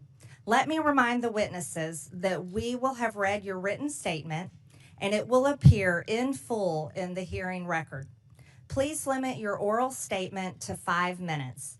As a reminder, please press the button on the microphone in front of you so that it is on and the members can hear you. When you begin to speak, the light in front of you will turn green. After 4 minutes, the light will turn yellow. When the red light comes on, your 5 minutes have expired, and we would ask that you please wrap up. I now recognize Max Primac for his opening statement. Madam Chairman, thank you for this opportunity to testify before this very important subcommittee. The views I express here today are my own. Over the past few weeks, indeed, we have been treated to a daily litany of examples of waste, fraud, and abuse of taxpayer-funded foreign aid. USAID and the State Department used foreign aid as a global platform to push radical and even